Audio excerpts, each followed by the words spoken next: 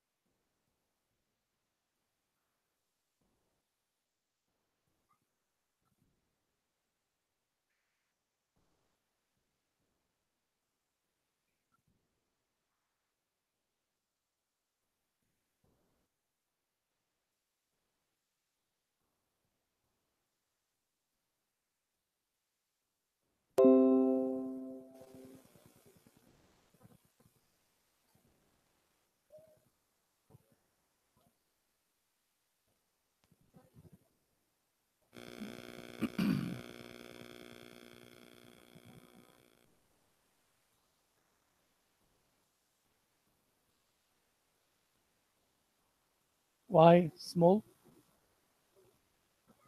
The volume is not here and the screen is small. Why is that? Usually full. جزاكم الله خيرا. شكرا.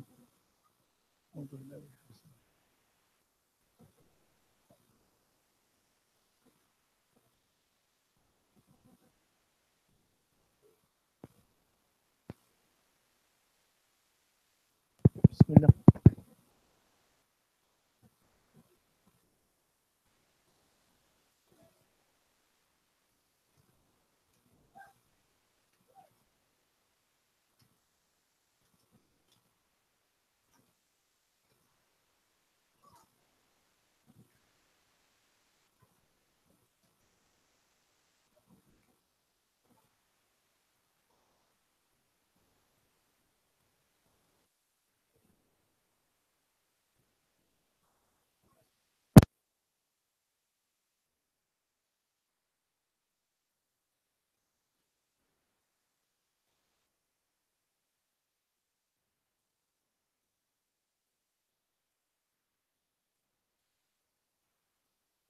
بسم الله الرحمن الرحيم. بسم الله بسم الله بسم الله.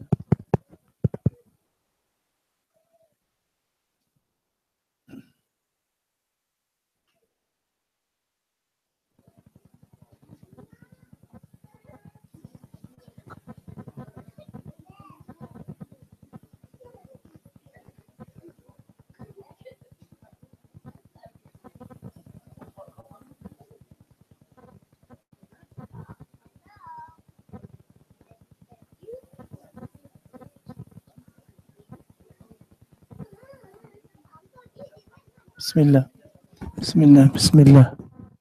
Getting there.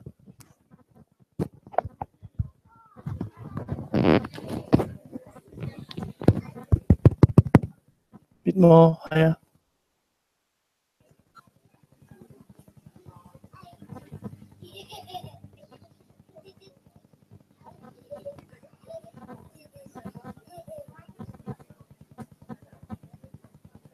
بسم الله الرحمن الرحيم. أعوذ بالله من الشيطان الرجيم. بسم الله الرحمن الرحيم. الحمد لله رب العالمين والصلاة والسلام على رسولنا محمد وعلى آله وصحبه أجمعين ومن تبعهم بإحسان إلى يوم الدين. سبحانك لا علم لنا إلا ما علمتنا إنك أنت العليم الحكيم. سبحانك لا فهم لنا إلا ما فهمتنا إنك أنت الجواد الكريم. رب اشرح لي صدري ويسر لي أمري واحلل عقدة من لساني يفقه قولي وأفوض أمري إلى الله إن الله بصير بالعباد. اللهم صل صلاة كاملة وسلم سلاما تاما على سيدنا محمد الذي تنحل به العقد وتنفرج به الكرب وتقضى به الحوائج وتنال به الرغائب وحسن الخواتم ويستسقى الغمام بوجهه الكريم وعلى آله وصحبه في كل لمحة ونفس بعدد كل معلوم لك. اللهم إنا نسألك الهدى والتقى والعفاف والغنى. اللهم إنا نسألك العفو والعافية والمعافاة الدائمة في الدين والدنيا والآخرة. توفنا مسلما والحقنا بالصالحين. اللهم إنا نسألك علما نافعا وقلبا خاشعا ولسانا ذاكرا وشاكرا وتوبة نصوحا. ربي يسر ولا تعسر، ربي تمم بالخير، ربي زدني علما وفهما والحقنا بالصالحين. يا حي يا قيوم يا ذا الجلال والإكرام يا قدوس يا سلام. My respected brothers and my bad and sisters, Jazakumullah khair jaza for another morning, Sunday morning, where Allah subhanahu wa ta'ala has brought us together. May Allah subhanahu wa ta'ala put barakah into our session today, that inshallah may Allah subhanahu wa ta'ala increase our understanding. Man arafa nafsahu wa qad arafa rabbah. It is a saying sometimes attributed to Rasulullah sallallahu alaihi wasallam, and sometimes Ibn Arabi, sometimes some others. He who knows his nafs truly will know his Lord, Allah subhanahu wa ta'ala. We live in a day and age where the nafs, inner selves, our real selves, the rider, is completely ignored, completely out of the education system. We never hear.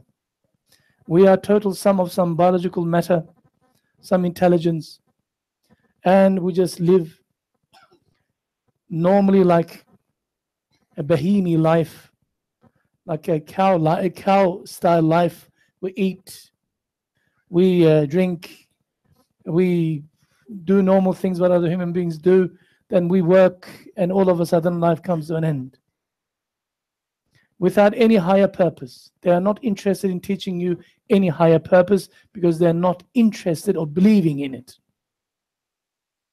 But Islam teaches us that we are not created for this life. It is just a short, temporary life for a purpose. وَمَا خَلَقْتُ الْجِنَّ وَالْإِنسَ إِلَّا لِيَعْبُدُونَ. We have not created jinn kind or the mankind, the species before you and you, on this earth for vain reason, for just play, game. We have created you for a purpose. That is to worship Allah subhanahu wa ta'ala. Worshipping is when your intent, your choices in your heart is identical, in sync with the dictates and the teachings of Allah subhanahu wa ta'ala He has created you for. Your intention, Allah's intention for you creating you matches, you are in a state of ibadah. And anything and everything in life, when you have this equilibrium, is an ibadah, according to Islam. But people do not know this. And the outcome of this, the challenge, وَلَنَبْلُوَنَّكُمْ بشيء من الخوف والجوع ونقص من الأموال والأنفس والثمرات وبشر الصابرين. We brought you into a test, Allah subhanahu wa ta'ala. We will definitely test you with all your fears, your hunger, your lack of means, your poverty, your life, your sickness, loss of job. You will be in a perpetual anxiety. They're trying to be happy in this life, and yet you're not created for happiness in this life. La rahata fi dunya, says Nabi sallallahu alayhi wasallam. You are not here to rest and have a comfort. This place is not for comfort. This place is to put the intelligence on, spiritual intelligence on, focus on your goal of ilahi anta maqsudi wa ridaka matlubi. Focus on gaining Allah subhanahu wa ta'ala's rida, and make sure that you leave this earth in a state where Allah subhanahu wa ta'ala has his rida upon you. He is happy with you. You did everything by the book. Hudan lil muttaqeen la rayba fih. We keep on saying it's a book, it's a guidance for those people who fear Allah, and there is no doubt that it is the absolutely perfect book, a guidance. You lived accordingly. and you wish your outcome at the end is a binary outcome, either 0 or 1, either you are Ahl Jannah or Ahl Jahannam. One of these two, you want to be amongst the Ahl Jannah, inshallah, for the work that you've done with the right intention, right intent, in sync in ibadah to Allah subhanahu wa ta'ala. But this is very easier said than done. There is an enemy within. There is an enemy without. Nafsul Ammara, Shaitan alayhi la'na. And the people have hasad against you. Munafiqeen and kafirin. Nabi sallallahu alaihi wasallam says a Muslim is always under pressure from 5 enemies. 5 enemies, constantly. It is not easy to be a human being, but if you were to achieve and come clean and pass through these tests, you will be higher than the angels. Angels will be serving you. But if you were to fail, you will end up in a place, na'udhu billah, for eternity, called Jahannam. It's all you're doing. But Allah subhanahu wa ta'ala has given you this particular choice, and this choice is yours alone. On the basis of how you make those choices, how you make ibadah to Allah subhanahu wa ta'ala in the true sense of the word, you determine the outcome of that test on the Day of Judgment. We said right at the beginning, the source of evil is 3 in Islam. What were those 3 sources? The first one is Nafsul Ammara, your enemy within, the smooth operator. It seems to be on your side all the time, but and yet it makes you fall into on your face.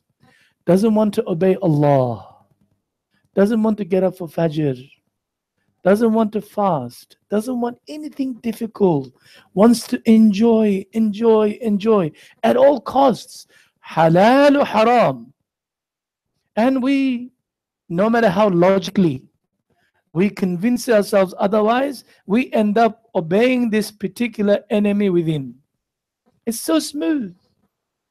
That's why Nabi sallallahu alaihi wasallam says, "A'da aduwuk التي بين جنبيك نفسك التي بين جنبيك." He says, regard within what is beneath your collar as your greatest enemy. A guy lives in your under your collar, in your pocket all the time, gentle, like a little pet, but controls you. This is called nafsul ammara at the worst level. Inna nafsa la ammaratun bisu. Nafs is such a beast within. The aspect, negative aspect of the ruh that was developed here on earth, not the ruh itself. Yes? It is such a beast that it never stops, commanding you, inciting you to do evil. Default. He says, I'm a God. I don't believe in God. You have to obey me. And 99% of the time, all human beings obey this God with a small g inside.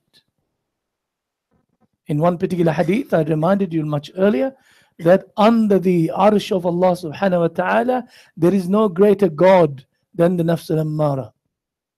That commands everything, and human beings worship him. Allah says in a derogatory manner, in a sarcastic manner, that you guys constantly fall on your face. But how would you combat an enemy if you do not know this enemy? It is not taught in the books. It is not taught at school. It is not taught in the environment.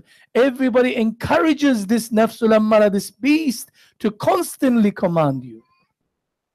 They sell you products upon products upon products. You become a consumer because of nafsul ammara. They use one particular aspect of your nafs called fear. Advertising companies are set up for this. Oh, quick, use this cream. You're going to become old. Oh, you got wrinkles. Quickly. Oh, you're getting some eczema. Put it on. Oh, you must have this car. You must have this house. You must have this. Constantly they use They know your nafs, but from their perspective, more than you do. They call it psychology. They study tests upon tests. They make surveys upon surveys, study you.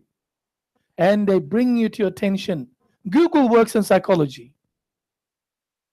Your choices and ones. If you make a couple of searches here and there on one particular topic, what do you get in all the advertising? Washing machines, washing machines, washing machine. Somebody asked me to get a washing machine for them that just Samsung one particular model. Subhanallah, until the morning I got Samsung washing machines advertising. How does he know? Because they know what I want.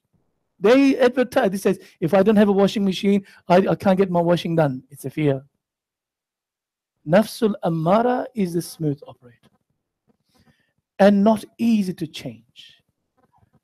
Would you believe if I said to you, it is fardu ayn? It is fardu ayn. It's compulsory to combat this nafs your entire life. Never, never, never give up on fighting your nafs. Sometimes it's called purification of the soul, purifying your heart, or tazkiyatun nafs. Sometimes it's called something else, but the objective is exactly the same. Being spiritual in the Western sense does not do any. Okay, you might benefit a little bit, but it does not take you to your objective. Who? Allah subhanahu wa ta'ala. To ma'rifatullah, to muhabbatullah, to ita'atullah. You will never. I gave you an example. One of the diseases. We have all the diseases of Nafsul Ammara within us. Some of them are dormant. Some of them are raging. Some of them might be suffering from greed. Some of them suffering from stinginess. Some of them they're suffering from anger. Some of them some of them suffering from what? Hasad, envy. One sheikh last week I reminded you, last lesson, one sheikh was giving a dars in the class. He put his head down. He says, "Whoa, I thought you were dead. I killed you 30 years ago. What are you doing?" Meaning, there was a new sheikh in the block. Another sheikh just moved in. And he's getting more students. And says even some of his students are going to him. And he's feeling jealous. That hasad in his heart. He says, "Whoa, I thought I killed you 30 years ago. What's this?" The thought, Nafsul Ammara says, it's not fair. The new sheikh should go to somewhere else. He should set up a different shop somewhere else. This is my jamaat. This is mine. Yeah? Nafsul Ammara never dies. But there is a concept called killing your nafs in tasawwuf. Meaning you have completely tamed your nafs. It's under control. If you let it go, the dragon within, like Maulana Jalaluddin Rumi was giving an example, the dragon will wake up. Once the ice is melted, the dragon will come up and destroy everything around it. That's the nature. Nafsul Ammara works on habitual level. Everything at once on automatic, his way. Haram habits, continue with it. Never stop. Constantly. Haram habits. Once it's on an autopilot, it says, okay, today is Saturday, I'm going to go out for clubbing. Why? It's Saturday. I like my Saturdays to be clubbing. Oh, Friday night, what am I doing? I've got some other plans. It's Friday night, I'm looking forward to it. It's my Monday morning, I'll do something else. It's all programmed. It works on this level. But Islam says no, short circuit. This is the path of Allah, and I'm not going to give you anything you want unless you submit to Allah subhanahu wa ta'ala. This is the struggle. We gave the example of Musa alayhi salam. They were exactly the same people. They went through Red Sea. It split open. We went through that process until they believed in Musa alayhi salam properly with ikhlas. Until they put their first foot in the sea with trust in the man that they just met. They've been slaves and worshipping idols and everything else for generations. What happened? With ikhlas, when they did, it opened. When they passed through, they still built Samiri in the Quran, the golden calf, the worship. Old habits die because they need to feel spiritual. We come to the mosque, we put on some dress, but there is no Islam inside because we don't know Islam, because we don't know our nafs, how it operates. Or if you wear proper kurta, proper jalabiya, proper abaya, proper, everybody likes you, they even comment on you. That's what the nafs wants. The real Islam is within, the journey within. How do you make your choices in your free time? How do you make your business choices? How do you make your marriage choices? How do you make your choices? Is it pro Allah or against Allah? Subhanahu wa ta'ala. Musa alayhi salam spent 40 years in the desert. Chilla, the people in the parlance will call it in the clementia of the Tasawwuf. Chilla means 40 days. It's in the Quran. When Musa alayhi salam went onto the mountain, Allah says 30 days plus 10, that's where 40 comes from. Similarly, they spent 40 years in the desert. Why? The old generation, hard to change generation, died. There was a completely new generation, newborn babies, who learned tarbiyah in the hands of the Nabi Musa alayhi salam. Even Musa alayhi salam died in the desert. And those 12 tribes came out of the desert into Palestine, where Allah subhanahu wa ta'ala put them. But that tarbiyah process took 40 years. And you think that attending to a couple of sessions of spiritual psychology makes me feel good, that you know everything? No, that's also from nafs. Imam al-Rabbani, Ahmad Farooq al-Sirhindi, قدس الله سره العزيز ونفى مشايخ.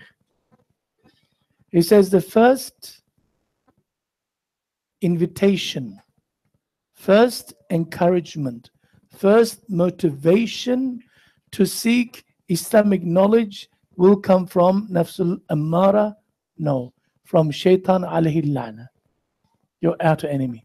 He says, you are intelligent, you're smart, you should go to Islamic classes and you should learn your deen, learn Arabic, learn fiqh, learn the seerah, learn this, learn. Where does it come from, the first invitation? Encouragement? From Shaitan alayhi la'na. That's what he says. He's a master in this field of how to make tarbiyah to Nafsul Ammara. He's one of the doctors. He says, a young man like him, that's it, my life is passing, I need to learn now. He plunges into learning without any preparation, without any physical training or mental training. He goes into it. And he's, mashallah, he's in ibadah. He gets up for tahajjud every night. And he studies. And but because he's physically exerting himself so much, after a certain period, your body, your biological body, your avatar cannot handle this any longer. You collapse. You snore and sleep and miss the class. And he says, oh, so difficult. I can't do this. This is no good. You feel embarrassed. Go and apologize to Sheikh that you couldn't make it. You come up with excuses, but plunging again. Second time. Same thing happens. After 15 days, a little bit more longer period, you collapse again. Shaitan comes to you and says, come on, get up. This is aib. This is rude. You are disrespecting the Sheikh, disrespecting the knowledge. You must go back. He makes you do this 4 times. He says. After the 4th time, when you collapse because you can't do it anymore longer, he'll come to you and say, listen, I think you're not cut out for learning. This is not you. You're a failure. So better stop going to the classes.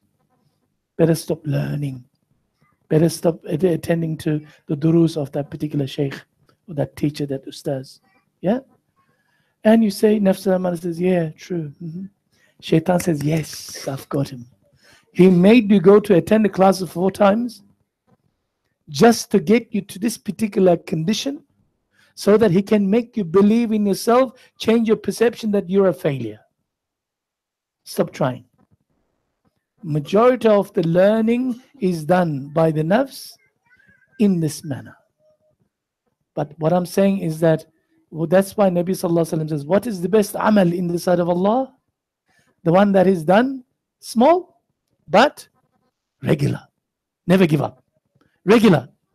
Despite you fall on your face. When a child, infant, walking, learning how to walk, 1, 2, 3, 4, 5 steps, it's the most happiest moment for the parents.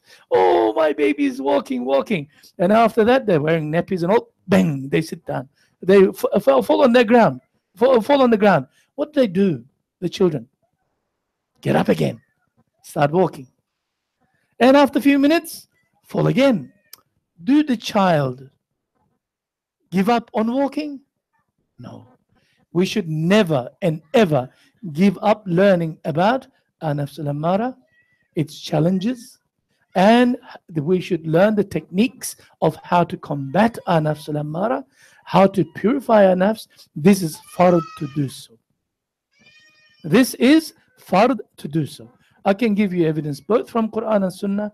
Man قد أفلح من زكاها وقد خاب من دساها.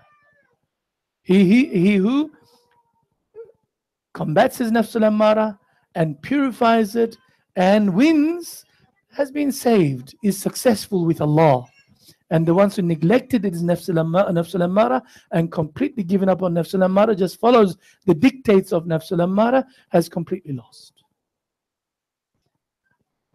This is nafs al-ammara. So for us to, the real change takes time. You can't lose weight in 3 days. You cannot lose weight.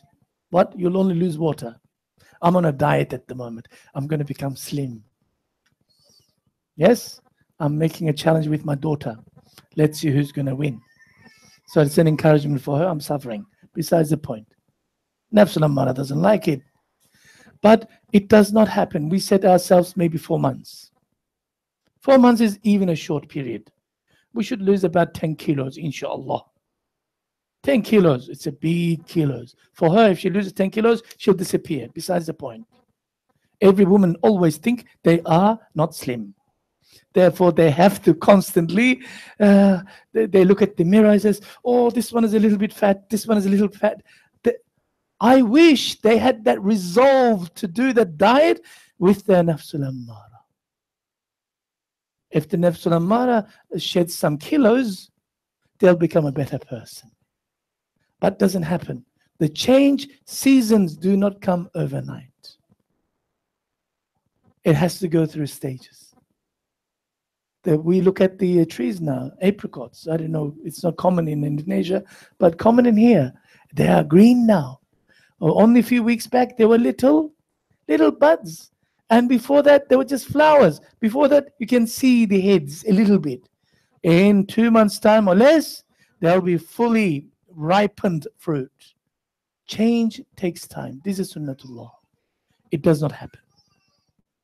So, for us to win the battle, the war against nafs al-ammara, we need to be constantly at it. But how can you battle your nafs al-ammara if you do not know what your nafs al-ammara is? Enemy within. How it operates.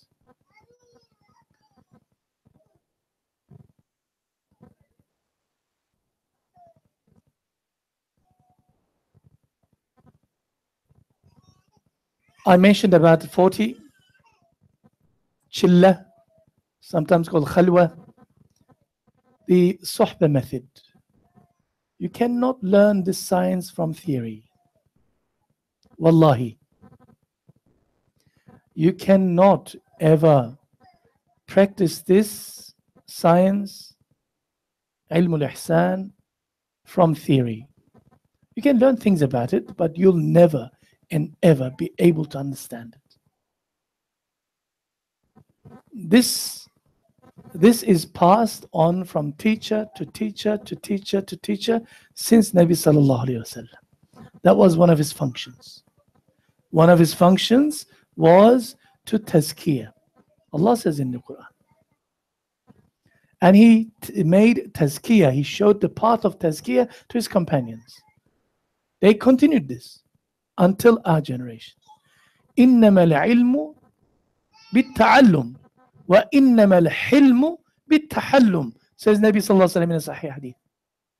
Ilm can only be obtained, true knowledge can only be transferred when you sit in the company at the feet of the ulama who have received this with ijazah, and that will be passed on to you.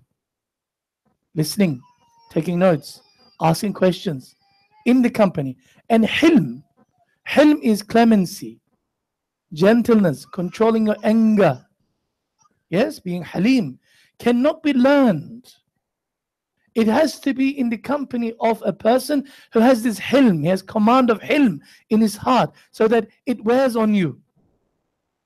Beware of your choice of friends, says Nabi sallallahu alaihi wasallam. Akhlaq, attributes of character, is contagious. You tell me who you are, who's your company, and I can tell you exactly what person you are. If you say to me, you are the friend of Sheikh Ahmed or Sister Hasina or somebody else that we know in the community as good, pious Muslims, then I can say that, good. But if you're giving your best mates names as the drug dealers and some alcoholics and some womenizers, some people do clubbing, I said, okay, don't tell me anything about yourself. I know who you are. 5 minutes to give me, I can tell you who you are. That's why Allah subhanahu wa ta'ala commands in the Quran, Bismillah ar-Rahman ar-Rahim, Ya ayyuhalladhina amanu, ittaqullah. O you who believe, fear Allah. Wa kunu ma'as sadiqeen. And be in the company of good people, salih people, trustworthy people, people of taqwa. Why? Because we are creatures of imitation. We always imitate. Don't tell me anything. Just give me your fitna book address. I'll tell you exactly who you are. I'll tell you exactly who you are. Nafs will always want to be in the company of the people they love. عليكم بمجالسة العلماء واستماع كلام الحكماء. Rasulullah sallallahu alaihi wasallam says, I advise you to sit in the company of the ulama and the wise ones. Give earnest attention to their words. This heart, he says, will come alive. This dead heart can come alive with their words, with their teachings. بنور الحكمة, the light of wisdom they will give you, impart upon you. Like in a barren land, when the rain comes, green, luscious green just comes out from the ground. Similarly, you need to be in the company of good people. Nafsul Ammara will never and never want to be in the company of good people. Actually, Nafsul Ammara hates good people. Don't tell me you're too religious. Too religious. What does that mean? Oh, I'm a moderate Muslim. Excuse me. Oh, I'm not extremist. Excuse me? You lost your marbles? You must be a few cents short of $1. You go and get your aql, intellect checked. Do you live according to the Western definition of Islam or Allah's definition of Islam? Was Nabi sallallahu alaihi wasallam an extremist? Was Abu Bakr Siddiq radiallahu anh a moderate Muslim? Was Umar ibn Khattab radiallahu anh modern Muslim, progressive Muslim? Was Ali karramallahu wajha a Muslim like you? Na'udhu billah. Islam is one, but Nafsul Ammara will challenge you. And without you knowing, you follow. It sounds good, moderate Muslim. I'm not a moderate Muslim, I'm just a Muslim. I'm not an apologetic Muslim, I'm just a Muslim. I'm not an extremist Muslim, whatever that means. I'm just a Muslim. My challenges are enough for me. I try to gain Allah subhanahu wa ta'ala's pleasure constantly. But through the process of chilla, in tasawwuf, 40 days or 40 years even, there is a particular method called sohbah method, I'm going to explain this in detail later on. You can never learn tasawwuf without sohbah method. What does that mean? Sohbah, ashab, sahabi, companionship method. What does that mean? You need to keep the company of the salihin. You need to keep the company of, in the absence of a sheikh, a teacher, that who will purify your nafs, work with you, give you the right medicine to treat your nafs. You need to live with him. He will correct you. He will say, don't do this. You're doing this too much. Adjust. Come back. Or do this more. You're suffering from this more. That's what Nabi Sallallahu Alaihi Wasallam used to do. His method was called suhbah method. He'll walk into the masjid. He'll see somebody sleeping on their stomach, on the floor. He'll come to him, gently touch him, and says, turn. Don't sleep on your stomach, for verily shaitan sleeps on his stomach. Where would you learn this in the books? When the Nabi Sallallahu Alaihi Wasallam says to you, what would you do? You get up and either sleep on your back or on your side. Correct? Nabi Sallallahu Alaihi Wasallam was sitting, Sahaba method, because they're companions. They were eating together. He's sitting amongst them. And somebody was eating with his left hand. He says, don't eat with your left hand. For verily shaitan alayhi la'na eats with his left hand. Nabi Sallallahu Alaihi Wasallam, he sees somebody doing something wrong. He will get up. Instead of pointing that particular action, that haram or the evil deed that person is doing, Nabi Sallallahu Alaihi Wasallam will give a general lecture. He will say, what's happening to some of you guys that you're doing this? You should not be doing this. People will not know who the person is, but the person will correct himself instead of humiliating that particular person in front of everybody. Makes sense? The prophetic method was the suhbah method. That's why Nabi Sallallahu Alaihi Wasallam's companions are called who? Sahaba, companions, the people in suhbah. If in the absence of the mashayikh, the teachers who have this ability to correct you, to treat you, Allah subhanahu wa ta'ala gives a general rule. وَكُونُوا مَعَ الصَّادِقِينَ. Fear Allah and get together with the people with good akhlaq, taqwa, the people who are sadiqeen. Alhamdulillah, in this group, Allah subhanahu wa ta'ala brings all these sadiqeen into a little masjid here on a Sunday morning. And other mornings too, inshallah. This, your heart is here, that's why you come here. Many people are sleeping. They're not interested in this majlis. Many people slept in like me this morning. So may Allah subhanahu wa ta'ala forgive me.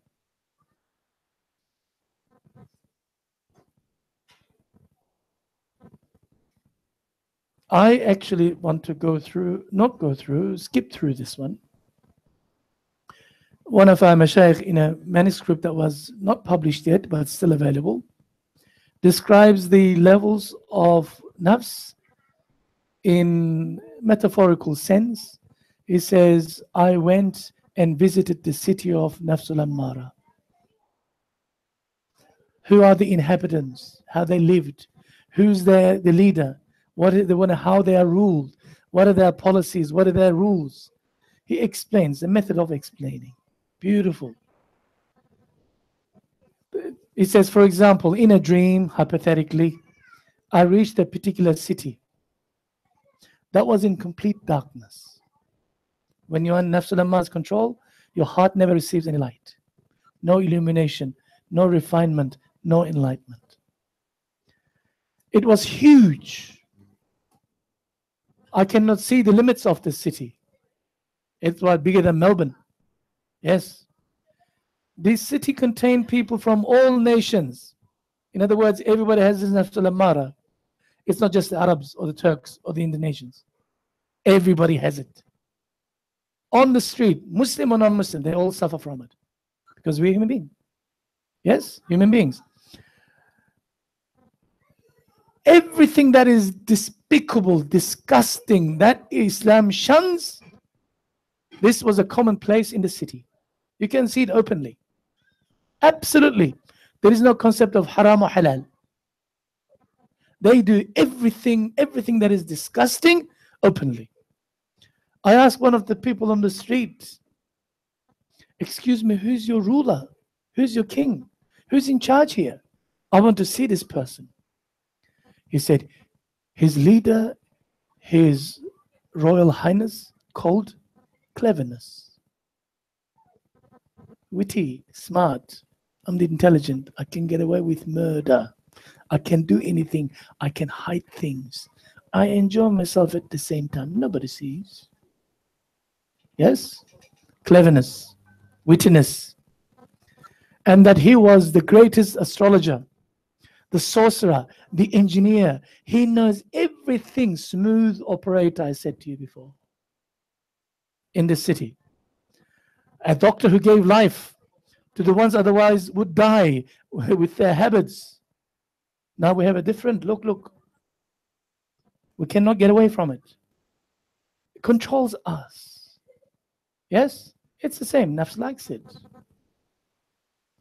It's a learned king who had no equal in this world like God. Na'udhu billah. And his ministers, his advisors were logic.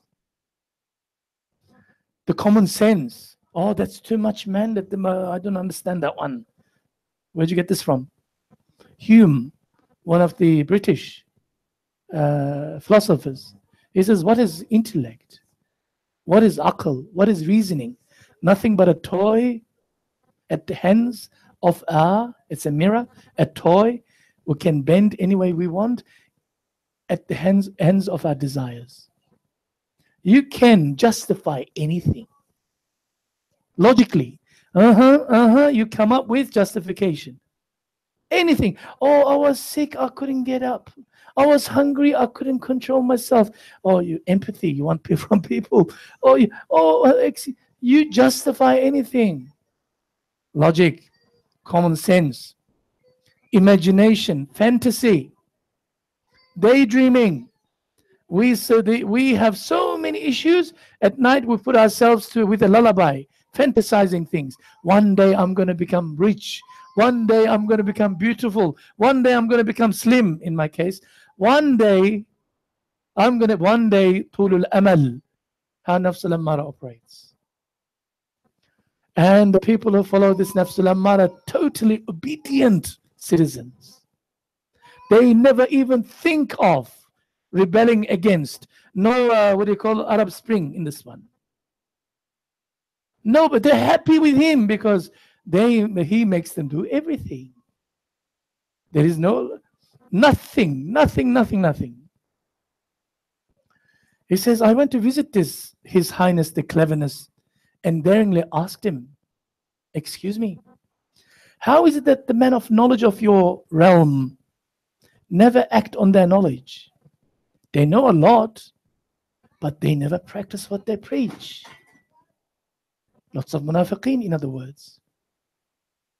And they never fear God. How is that nobody in the city fear the punishment of Allah subhanahu wa ta'ala, while they fear your punishment? How is it that there is no light here, no outside, no in your people's hearts?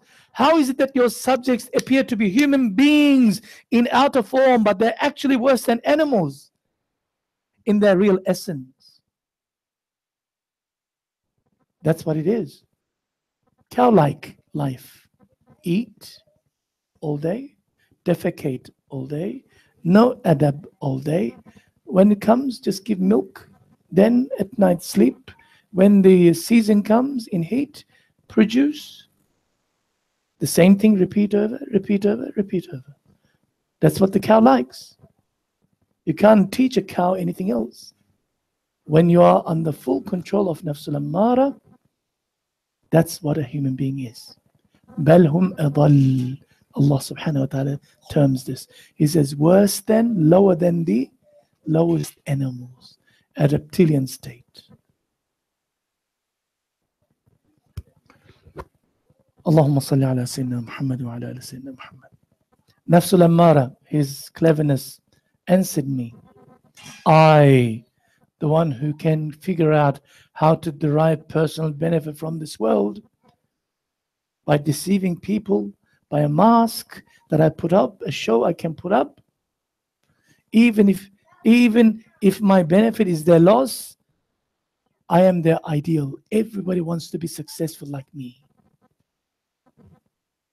Tell me in this room who doesn't want to be rich? Tell me in this room who doesn't want to be a pop star amongst the younger ones? The most successful support, what do you call, basketball player, an athlete. Who doesn't want to be Billy Goat? What's his name? Who doesn't want to be the one who passed away? What's his name? Who denied his ancestry? His parents were Muslims. Steve Jobs. Who doesn't want to be who? Ronald Trump. What's his name? Donald Trump. Who doesn't want to be who? I don't know, whoever your idol is. Because he says, I am their ideal. I give them dreams, they dream. I have an agent in each of them. They are my servants and the servants of my agents in them. But I also have a master who guides me. I have a master that I report to. Who? Shaitan alayhi la'na. Because he's the one who constantly gives you waswasa.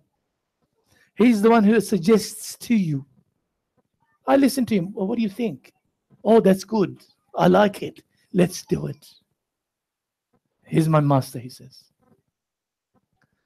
Actually, he goes through nafsul lawama, mulhima, mutmainna, level by level. And he explains this in this metaphor, in the dream.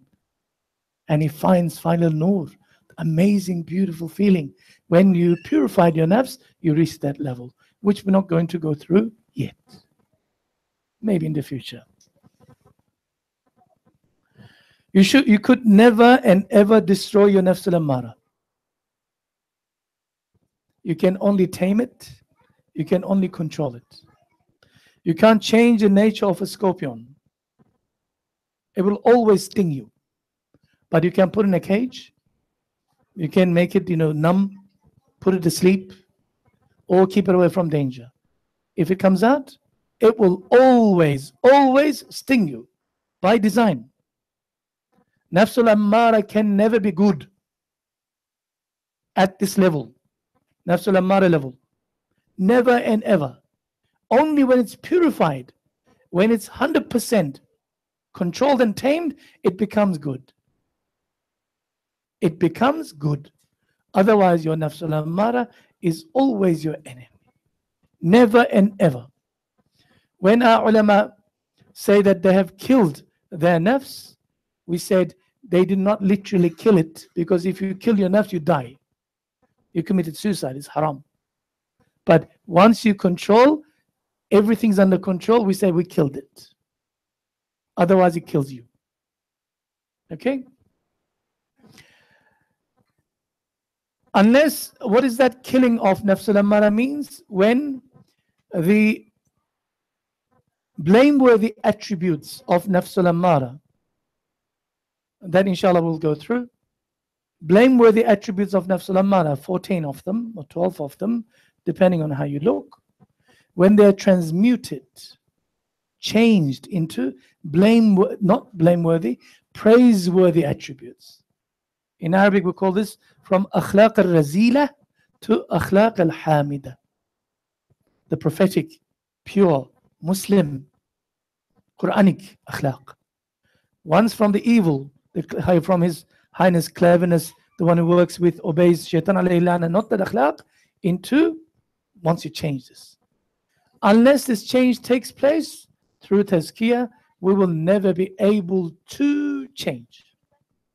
If a person is 45 years old, if a person is 65 years old, if a person is 85 years old, wallahi, billahi, tallahi, will never change. His nafs will never change if he did not go through this challenge of purifying his nafs at a younger age. One of the bad attributes that he has within him will dominate his life. And they are old.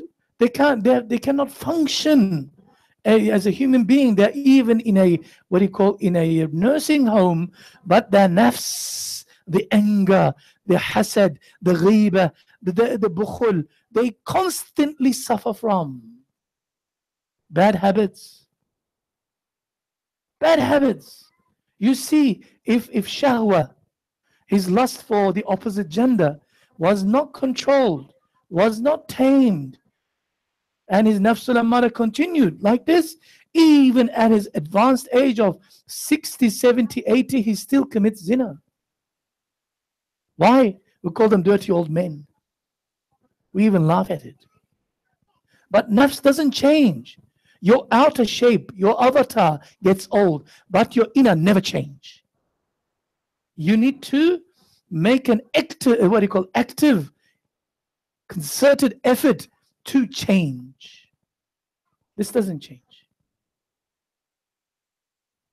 I brought with me that I said to you, inshallah, I will share it with you, but I don't think I can share it now because we're not ready yet.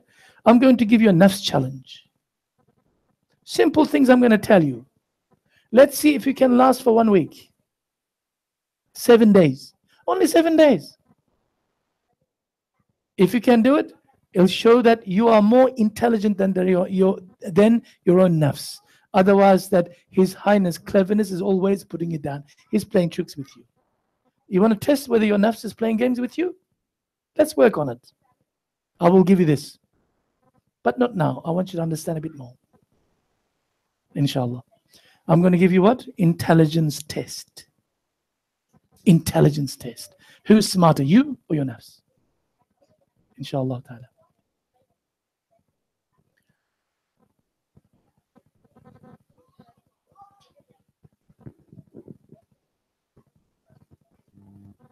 Yes, it is.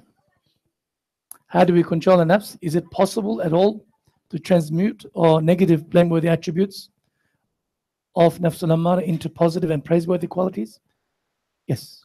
Otherwise, Islam has no thesis. Islam has no standing. Islam came as the remedy for nafsul ammara. Pure cure for nafsul ammara. Many of the diseases are treated by the opposites. Correct? Yes, we suffer. Every human being, some or more, weaker or stronger, but we suffer from the negative attributes of nafs al-ammara. Yes, it is possible to change stinginess. Bukhul. It is possible to change that particular attribute from stinginess into generosity, from bukhul to sakhawa. Yes, it is possible to change ghadab, anger. You don't have to go to anger management courses. Islam teaches you right at the beginning. They say, sabr, haji, sabr, sabr. Yes, they smack you, they walk on your feet and say, they turn around and say, sabr. Yes, my nafs, go in haram, in Masjid al-Haram. I am in my ihram, I'm going into the masjid, mashallah, I'm going to do the tawaf. Some big lady from Nigeria, carrying a big man on a wheelchair. They're coming like a tank. I tried to move, but it's too late. She went over my toes, and I looked, it's bleeding. I'm in pain. I want to scream. She turns around and says, Sabr, Haji, Sabr. Yes, I said, Sabr, what else I can do? I had to go and renew my wudu because I'm Hanafi. It's bleeding. I need to go and renew my wudu and treat my feet. I'm diabetic. If I don't take control of it, it's going to get worse. Yeah, that's how life is. Allah subhanahu wa ta'ala teaches us, our deen teaches us how to combat our inner evils. By the opposite. If you are hungry, what do you do?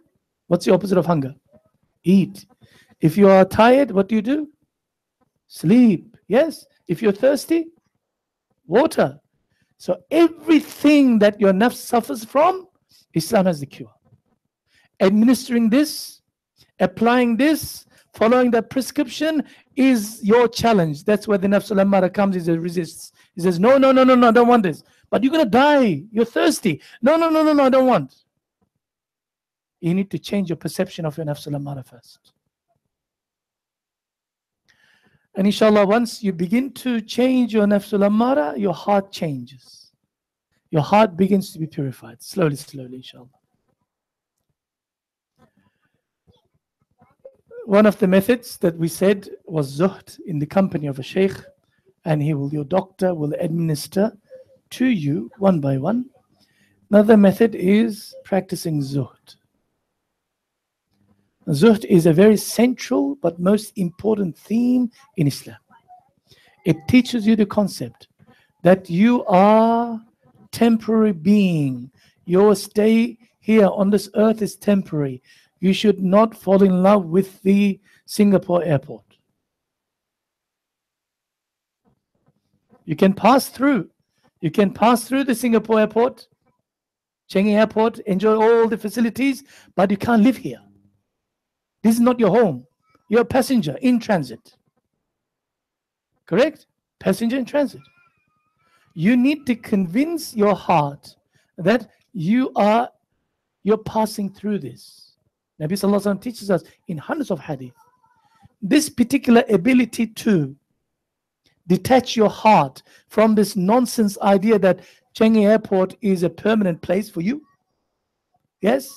Your ability to change this, detach your heart and come to your senses is called zuhd. You say, I never heard zuhd being detached to, attached to Singapore airport.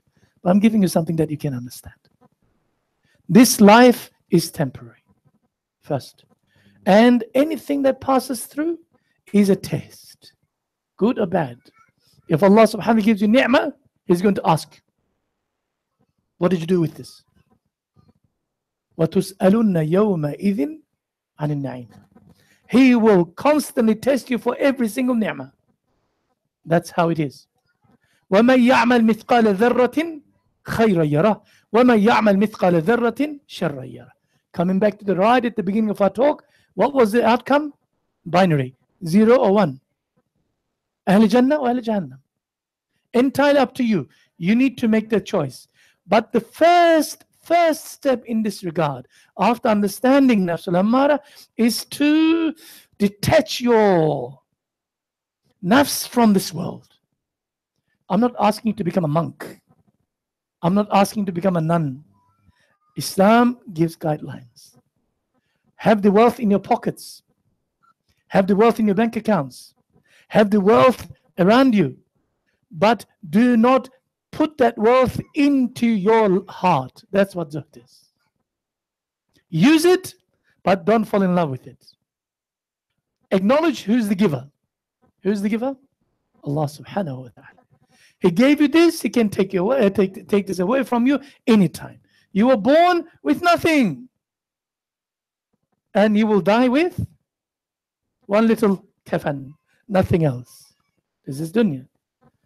And the second step to make this zuhd stronger is dhikrullah.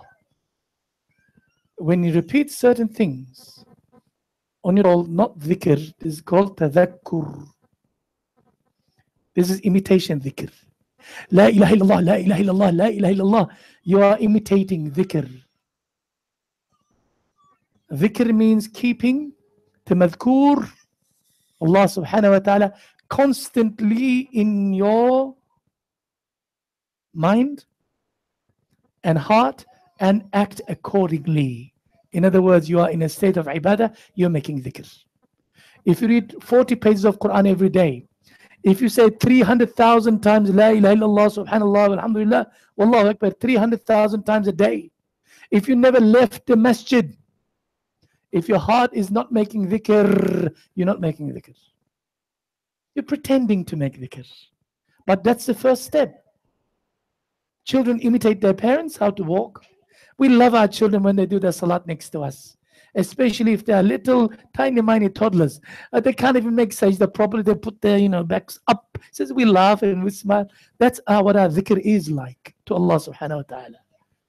True dhikr is the one that transforms us. Transforms our nafs. It is a steroid. It is a medicine. Dhikr will enable, will open up, will sensitive, will get rid of the diseases slowly within your heart. But it must be done regularly. And nafsul ammara hates dhikr of Allah subhanahu wa ta'ala. Another method of controlling nafsul ammara is bay'ah. Bay'ah means holding the hands of the Shaykh, who's qualified in this area to purify you, who himself being purified, who's connected to a silsila, a chain of teachers, who's being qualified, one after another, all the way to Rasulullah sallallahu alaihi wasallam, in the hands of a murshid, mukammil, kamil, murshid, and who can make you kamil. You need to make bay'ah. Every companion made bay'ah to Nabi sallallahu alaihi wasallam. And Rasulullah sallallahu alaihi wasallam took this bay'ah from them so many times, not only once, so many times. In Surah Al-Fatih, under the tree, they put their hands upon Nabi sallallahu alaihi wasallam and swore allegiance to him that they will follow. And Allah subhanahu wa ta'ala says, Yadullahi fawqa aydihim, and Allah's hand support is upon them. Similarly, this tradition continued with ulama al-haqq, the true ulama for generations upon generations until our time.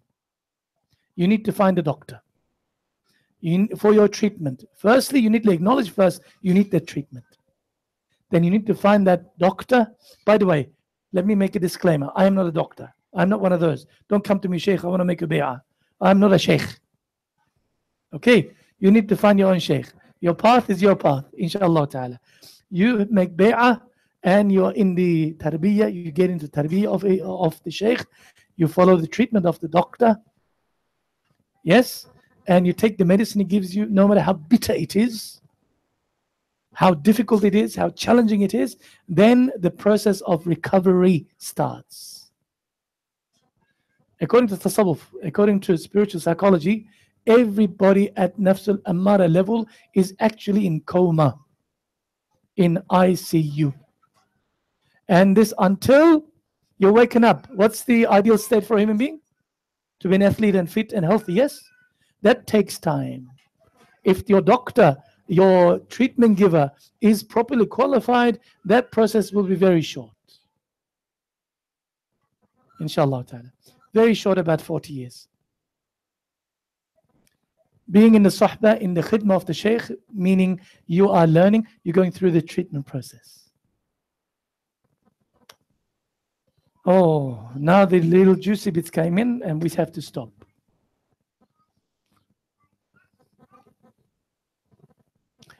Nafsul Ammar is absolutely ignored in the Western psychology. It doesn't exist. It exists, certain aspects of it. I will give you every school of thought in psychology, if you like. But nobody understands nafs, treats nafs the way Islam does. And nobody will. Every tradition in the world, they've got the spiritual psychology component of it. If you go to India, you'll find many spirituality, but nothing but more than the game of shaitan and nafsul ammara. You go to Greeks, you'll find amongst the mystics, you find the same. You go to some Aztecs or some Himalayan people, you'll find exactly the same. What are you doing? I'm trying to find my nafs. Excuse me, nafs is playing games with you. Yes, I'm not belittling anybody, but I'm saying to you, people say to you, go and learn these mystical traditions, spiritual traditions, and you receive enlightenment. Rubbish. If you have a cataract, if somebody says, go to one such and such doctor, he's really good. You go to the doctor, he's been treating you for 7 years, your cataract is still cataract. What does that tell you about your doctor? It makes you feel good. He says, oh, you sit down, you eat this, this medicine, this vitamin. Nothing happens. Let's dance together 3 times this side and 4 times up and down. Nothing happens. You keep on trying every doctor, and you're looking for a surgeon to remove that cataract from your eyes. And the only surgeon is Islam. If you want to see the truth, the reality, what's beyond death, you need to sit at the feet of our mashayikh, our teachers, and make bay'ah in their company, listen to their advice. Inshallah, let us stop here. And if you have questions, please make it short, because food is waiting. I can smell it so nicely. And if there are no questions, I'll be more happy. Inshallah, we'll continue with this next week. Bismillah. Tafaddal. Yeah, so we have time for one or two questions, and then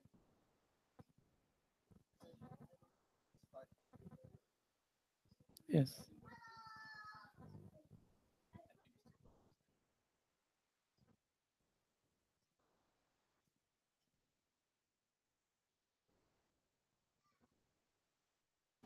yep. So we'll do one or two questions, and then move on to food. So does anyone have a question? No one? Yeah, go ahead. Assalamualaikum warahmatullahi wabarakatuh. Since no one asked question, I think I'm going to brief myself to ask you a question. Probably a little bit long, but then I'll try to make it short. In the very beginning of your thesis this morning, you're saying that we are not created to be happy in this life. Do I misquote you there, or is it the right sort of quote? You did not misquote me. No microphone. All right. Yeah, I think that you. I will explain maybe a little bit. Okay. Okay. Yes. If you look at every single human being, they're trying to be happy. They're chasing happiness, which does not exist. Every happiness that you went through is temporary. We're not static beings.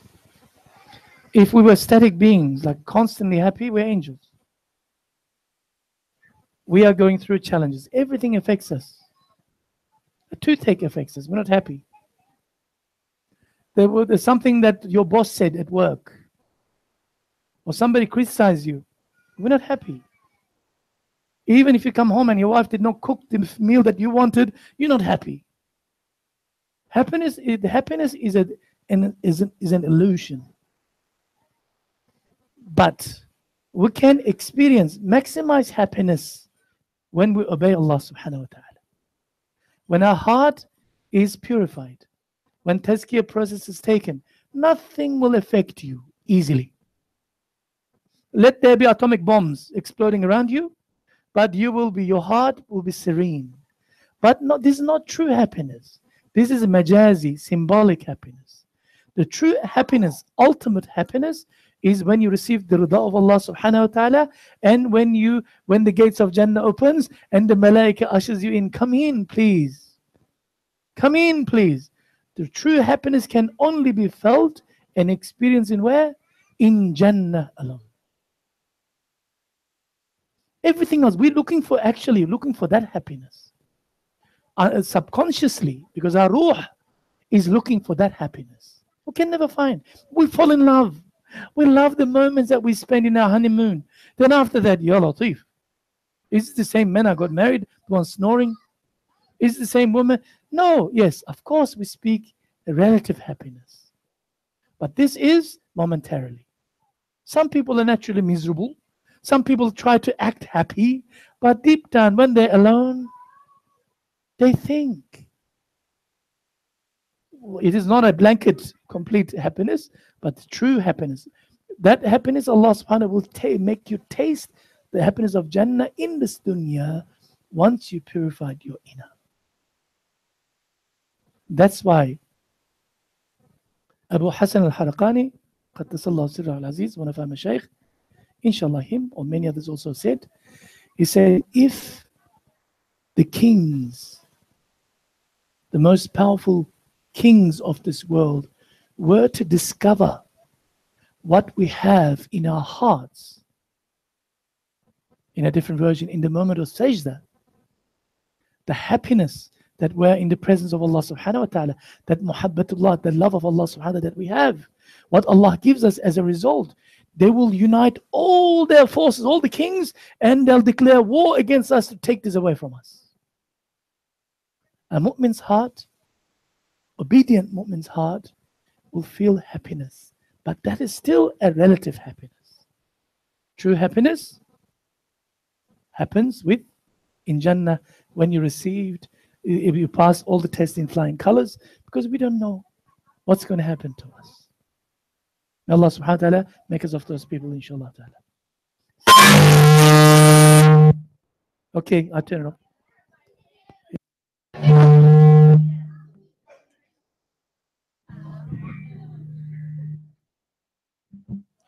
I suggest that you should get a sound engineer.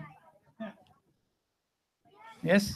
Thanks Give a him a lot for couple of that. $100 Yeah. and ask him to design a particular system for you that you don't have to suffer this. Every mosque I go to, Yeah. Muslims are so backward in this.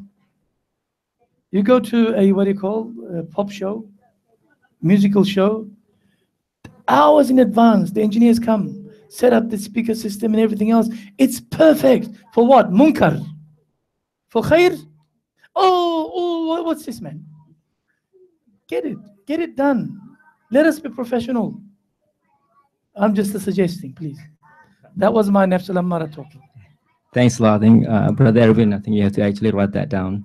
So next time we can actually fix that. But anyway, I'll continue on that. And thanks a lot for that explanation. But I think you're touching about technology and wealth, right? But I guess, I think if you live in this sort of a decade where I think we call it Internet of Things, right? Everything is internet related. I think that translates to technology. I think as a Muslim that you have to embrace the technology. You have to be good at it. But then of the day, I think it's how a way to actually achieve wealth in such. As a Muslim, right? I think with all the things going on in this world, I think to be able to do our jihad, you have to accumulate wealth. I think my question is that how we have to manage our nafs in relation to managing our wealth, and or how we should actually engage ourselves in a wealth sort of seeking situation. Assalamualaikum.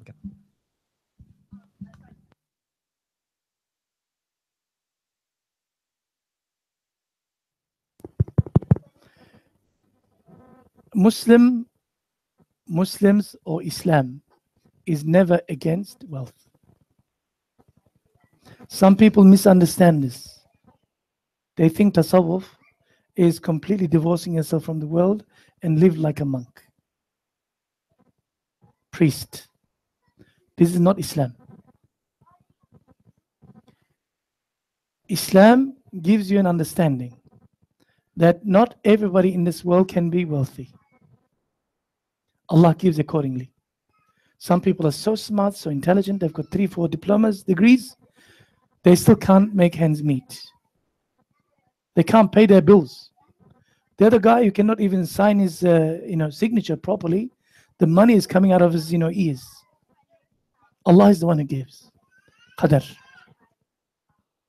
For a person who struggles so much, chases the dunya, says, I want to become rich, I want to become rich. But nothing happens. And while you're doing, I want to become rich, which is good, go and become rich. But you're neglecting every other duty. Your akhirah, your eternal life. You're chasing dunya at the expense of akhirah. This is what Islam says. This is haram. There is one hadith of Nabi Sallallahu Alaihi Wasallam.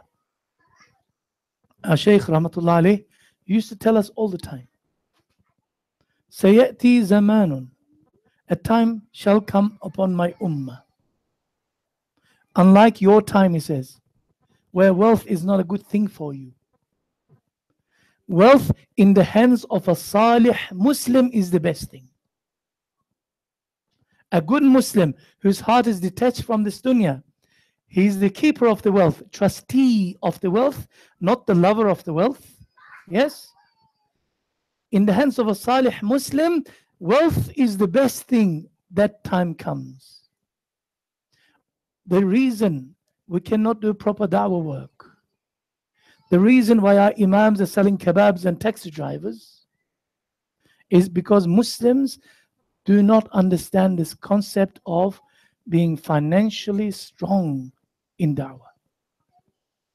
We need to learn the technology, 100%. But there's haram technology. Technology is in essence is halal, but the way you use it can be haram. Fitna book, we call it, or Facebook, da'wah book. Can be. We can use internet for good things. We can accumulate wealth without any limit.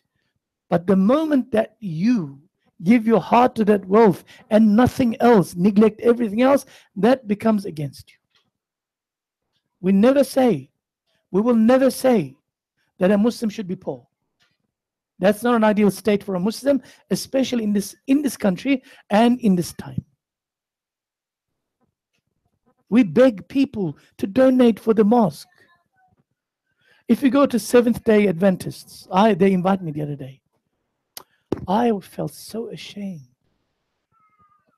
The place is spotless, immaculate, design. They attract people. This is our nature. The people of ihsan, the people of excellence. You come into this masjid, mashallah, this is better than majority of the masjids. Nothing is working. Windows, it's all spider webs everywhere. Carpets are disgustingly disgusting. Yeah, nobody looks after. We are saving money. What do you mean saving money? If I was rich, I went to China with my sheikh. We went to where the Uyghur people, Turkmenistan, live. MashaAllah, in Ramadan it was. The masjids were full for Taraweeh. But I have never seen such a dusty and dirty masjid in my life. We went to maybe 20 masjids. Everything is the same. You know what the sheikh said to me? He says, I wish I had the money to set up a cleaning company in the city, in this area, where I come and clean the masjids for free and keep the masjid absolutely clean. This is clean. This is house of Allah. Yes? Islam and Muslims are like this. We think that dunya is nothing and we abandon everything, including our cleanliness, including being an example, including our dress code. Why did I dress up for today, this morning? Because I want to be a good example. If you become rich, may Allah make you rich from the halal source, be a good example, be a trustee of that wealth, distribute, give, use it for da'wah. Who's been to Faulkner Masjid? The one in the school. Do you know that it was built by one person? They were collecting money. He said, no, I'll build it without anybody's help. That's the condition. You give me design, you give me the costs. He did it himself. Why not? Because he's rich, he understands Sadaqah Jariyah concept. It's not the money, it's how you use it. It's not your relationship with the money, whether you worship it or you use it as a utility. This is what Islam teaches. Zuhd. I hope I made some sense. Alhamdulillah. I can see some rumblings, the bells, quickly. Yeah. Not yet. All right. So inshallah, that will be the last question for today. So we'll move on to food. I think it's males first, or are we doing males first, or what? Or it's just this first? Yep. So we'll do ladies first, and then guys Okay. go after. وآخر دعوانا إن الحمد لله رب العالمين سبحانك اللهم وبحمدك نشهد أن لا إله إلا أنت وحدك لا شريك لك نستغفرك ونتوب إليك بسم الله الرحمن الرحيم والعصر إن الإنسان لفي خسر إلا الذين آمنوا وعملوا الصالحات وتواصوا بالحق وتواصوا بالصبر صدق الله العظيم الفاتحة.